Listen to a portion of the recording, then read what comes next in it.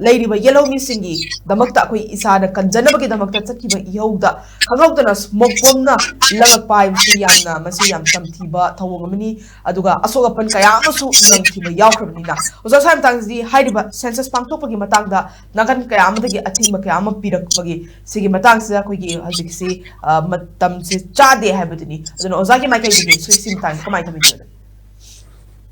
Sana Koigi Lesba Mito Kando Pivasi Manipur Perzagi Ramna Maruiba Tungi Oigadaba Manipuri Apaba Manipurama Chakapa Manipurma Oivamatanda Yamna Maruiva Factoramne Mito Kando Pasi Akogi Akoina Malemgi Kanoda Yang Matamdasu Magi Ladiba developed countries in the Amadi Topa Malemgi Laivo countries in Sidasu Adam Yang I the Moigi Oizaba, Moigi citizen Oibasingi, right, Fazana Tamaga, Amadi, Mapalam de Changapa, Lamdam do the Chang Park, and Osingsi, Fazana Kandoga, Magi, rules and laws, Matungina, Matik Saba, Kogi, Miamama, see rules and laws, Tamaga, Tatari Benebako, Akoi, Japan, the view, Korea, the view, China. US ta Europe ta laiwa country ma kaisida ko gi changni haiduna pungchang changba ya nate mai magi lamsi mai safeguard ko mai laiwa lamdam dugi rightful oi citizen singsi sini adu illegal oi bisina sini ramasi khando ga thamkramne adu akoi manipur da di ngasi laiwa akoi gi matang crisis tholak pasida mito sangak pagi crisis si akoi mayam thengna khre ko mamang da su changselak pa hinjilak pa amadi hojik lan siga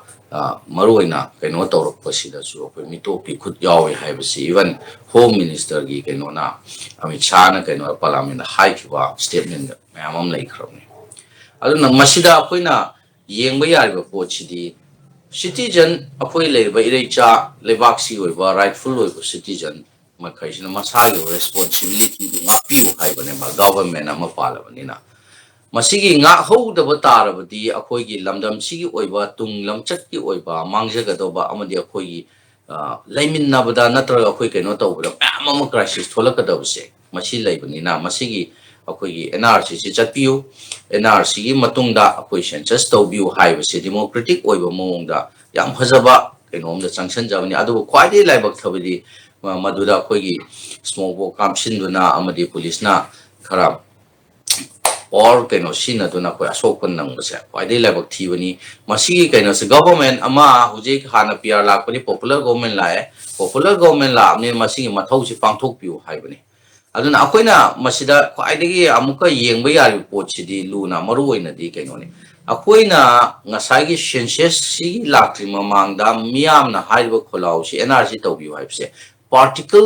Particular community amagi kainoda oina hek lana chingbasi si khwai lebak thibne ko particular community amada akoi haibanati masigi NRC kainosi overall oina Manipur da laiba Bangladesh dagi oishunu Myanmar dagi oishunu atopa mafam myam de oishunu masida changpa any community kainodo illegal oibatar badi madugi kainodo illegal gi kainodo Madu Khandokpiu, Mito Khandokpiu Haibaneba. Akoigi Samna have the Maite community so koi Myanmar the Taliba, Maite community do na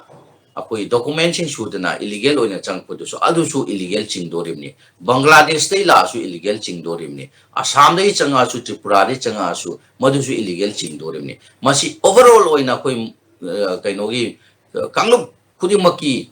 Yengaga Mashi Akoi Hingbada Noainaba Amdi Mashi Mitopsi Kandopio Hibaneba. Masida specific community na Kukijogi Amagi Hibagi Kainoda Koi Mashi Lan Head Lamjing Bomalay Mashida Akoi Chatpanate Miamgi Kolau City Manipur the Ladiba rightful oiba indigenous oiba Koi citizens si protect of you Amdi Mitop Sang Padu Kandopio Hibanena Swain Tamjagasana Amadi Nasagi Quaidigi Akoigi policing na chathariba amadi ngasagi democracy oiba koi chathaba kaino singragi protest da so panjaw pani level kini amadi masi